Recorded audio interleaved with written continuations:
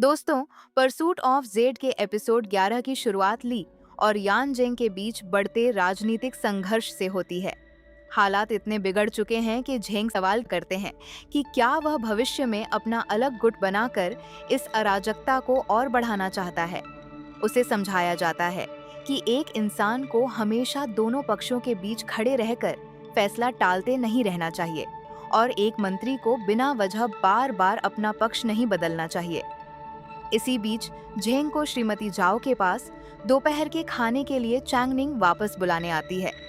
Zheng उसे अंदर आकर बैठने के लिए कहता है, लेकिन वह साफ मना कर देती है।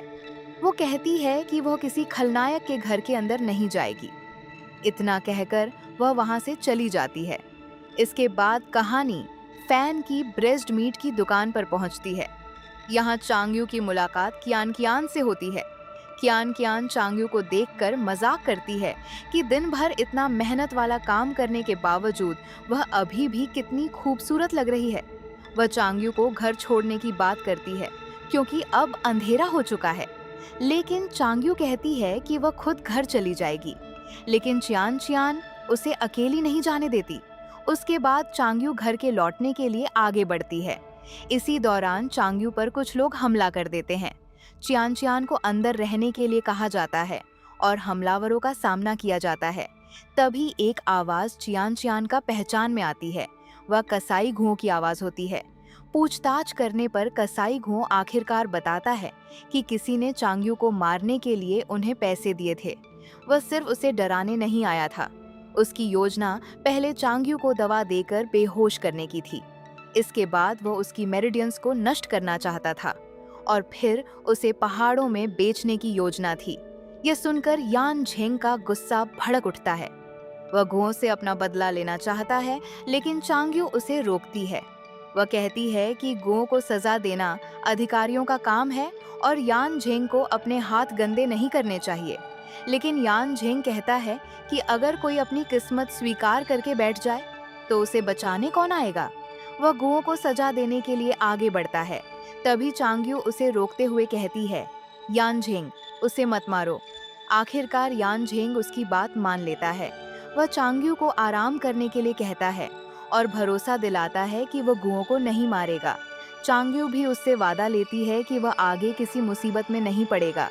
वह कहती है कि अगर उसकी वजह से यान झेंग किसी को मारकर जेल चला गया तो उसे खुद बहुत दुख होगा। इसके बाद यिश्यांग रेस्टोरेंट की सुरक्षा और बढ़ा दी जाती है। दरवाजे और खिड़कियां बंद रखने, आग बुझाने के लिए पानी के बर्तन तैयार रखने और हर 2 घंटे में पहरा बदलने का आदेश दिया जाता है। यहाँ तक कि दरवाजों पर अतिरिक्त ताले लगाने और उनके फ्रेम को लोहे से मजबूत करने की तैयारी की जाती है। अब कहानी लुयुआन अकादमी पहुंचती है। यहाँ आंशु प्रधानाचार्य के साथ गो खेलती है। बातचीत के दौरान आंशु द मिस्ट्री ऑफ ची नाम की गो की किताब के बारे में पूछती है। वह बताती है कि बचपन में उसने इस किताब का एक हिस्सा पढ़ा था और अब वह इसे ढूंढ रही है। प्रधानाचार्य बताते हैं कि यह किताब अकादमी की लाइब्रेरी में नहीं है, लेकिन गोंगसुन परिवार के संग्रह में इसकी पूरी प्रति मौजूद है। समस्या ये है कि वो किताब बूढ़े श्री गोंगसुन का कीमती खजाना है और उसे उधार नहीं दिया जा सकता। हालांकि प्रधानाचार्य आंशु के लिए उस किताब के जरूरी हिस्से की नकल करके देने का वादा करते हैं, लेकिन इसी दौरान आंशु की असली पहचान का राज खुल जाता है। अन की महारानी को खबर मिलती है कि अकादमी की नई छात्रा आंशु असल में छिपकर रहने वाली राजकुमारी है। इधर यिश्यांग रेस्टोरेंट में चांगयू और कियान कियान की मुलाकात होती है। कियान कियान उसकी तबीयत के बारे में पूछती है। चांगयू बताती है कि अब वह बिल्कुल ठीक है और कियान कियान द्वारा भेजी गई दवा और खाने की वजह से उसका वजन भी बढ़ गया है। फिर कियान कियान यान झेंग की बात करती है और कहती है कि उस रात वह काफी डरावना लग रहा था। चांगयू बताती है कि यान झेंग सामान्य तौर पर ऐसा नहीं है। वह सिर्फ इसलिए इतना गुस्सा हुआ था क्योंकि वह किसी को चांगयू को चोट पहुंचाते हुए बर्दाश्त नहीं कर सकता। इसके बाद कियान कियान चांगयू को कॉर्नेल का पानी दिखाती है। वह बताती है कि इसे आंखों में छिड़कने से सूजन, दर्द और कुछ समय के लिए दिखाई न देने जैसी समस्या हो सकती है। दोनों समझती हैं कि समय मुश्किल है, इसलिए उन्हें अपनी सुरक्षा के लिए तैयार रहना होगा। इसी बीच आन शू के गो के खेल का एक और रहस्य सामने आता है। वह फेंग्यू मंडप में किसी अनजान व्यक्ति के साथ दूर बैठकर गो खेल रही थी। दोनों ने एक दूसरे को देखा तक नहीं था, लेकिन उनकी चालें लगातार एक दूसरे का जवाब देती थीं। अंशु को लगता है कि गो सिर्फ एक खेल नहीं है। सामने वाले व्यक्ति को देखे बिना भी उसकी चालों से उसकी सोच को समझा जा सकता है। वह बताती है कि उसका एक दोस्त भी गो में बहुत अच्छा है, लेकिन वह आज तक उस दोस्त से मिली नहीं है। तभी घर से खबर आती है कि आन शू को तुरंत महल वापस जाना होगा। अन की महारानी को पता चल गया है कि उसने श्री अन के साथ अपनी पहचान बदलकर लुयुआन अकादमी में पढ़ाई शुरू की थी। महारानी ने श्री अन को नजरबंद कर दिया है और अब आन शू को उसी दिन महल लौटना होगा। उसकी विदाई को गुप्त रखा जाता है। अकादमी की तरफ से कहा जाएगा कि आन शू ने निजी कारणों से पढ़ाई छोड़ दी है। जाने से पहले आन शू उस व्यक्ति से मिलती है जिसके साथ वो पिछले आधे महीने से गो खेल रही थी। तब पता चलता है कि वो व्यक्ति गोंगसुन है। गोंगसुन बताता है कि उसे आन शू की असली पहचान सिर्फ 2 दिन पहले पता चली थी। जब आन शू पहली बार अकादमी आई थी, तब उसे केवल इतना पता चला था कि वह एक महिला है। आन शू बताती है कि वह अकादमी में किसी खास व्यक्ति के लिए आई थी, लेकिन अब उसे वापस महल जाना पड़ रहा है। जाने से पहले प्रधानाचार्य आन शू को वो किताब देते हैं जिसका उन्होंने वादा किया था, द मिस्ट्री ऑफ ची। यह किताब उनके लिए विदाई की निशानी बन जाती है। आंशु के जाने के बाद प्रधानाचार्य को उसका पत्र मिलता है और उन्हें एहसास होता है कि गो के इस खेल में वह पूरी तरह हार गए थे। अब कहानी राजमहल की तरफ जाती है। वहां राजकुमारी के विवाह की चर्चा हो रही है। बताया जाता है कि गोंगसुन यिन को राजकुमारी के लिए कोई प्रेम नहीं है। अगर राजकुमारी को ये बात पता चली तो उनका दिल टूट सकता है। अन की महारानी को लगता है कि गोंगसुन परिवार प्रतिष्ठित होने के बावजूद राजकुमारी के लिए सही रिश्ता नहीं है। तभी ग्रैंड ट्यूटर ली के पोते ली हुआयान का नाम सामने आता है। उसने उत्तर पश्चिम में काफी उपलब्धियां हासिल की हैं और उसे राजकुमारी के लिए उपयुक्त वर माना जाता है।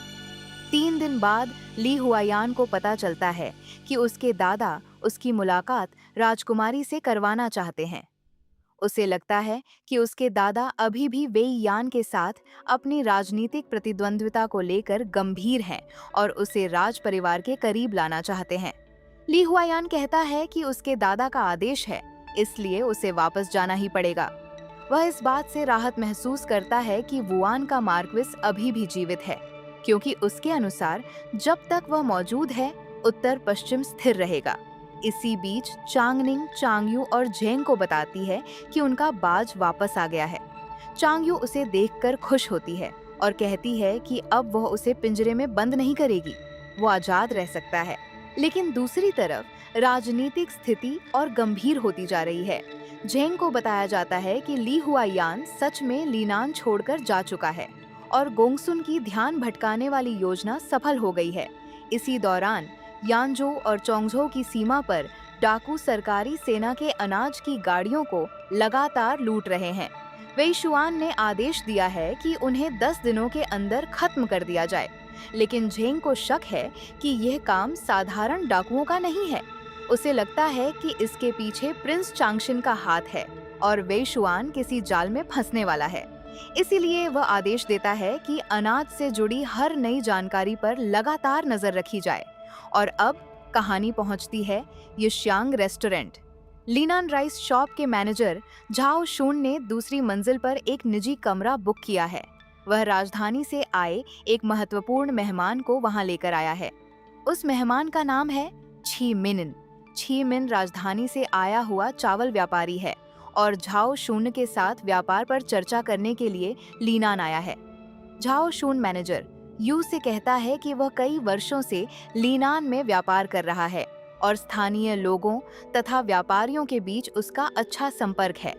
इसलिए अगर छी मिन को व्यापार में किसी की मदद चाहिए तो मैनेजर यू उसकी मदद कर सकता है। मैनेजर यू भी कहता है कि अगर छी मिन किसी के साथ साझेदारी करना चाहता है तो वो उसे कुछ अच्छे व्यापारियों और मैनेजरों से मिलवा सकता है।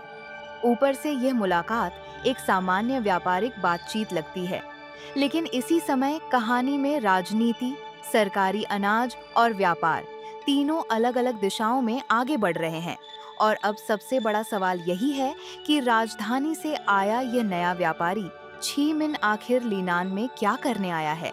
क्या उसका संबंध सिर्फ व्यापार से है या आने वाले समय में उसका कोई और महत्वपूर्ण उद्देश्य सामने आने वाला है? इसी रहस्य के साथ परसूट ऑफ जेड का एपिसोड 11 आगे की कहानी के लिए एक नया रास्ता तैयार करता है।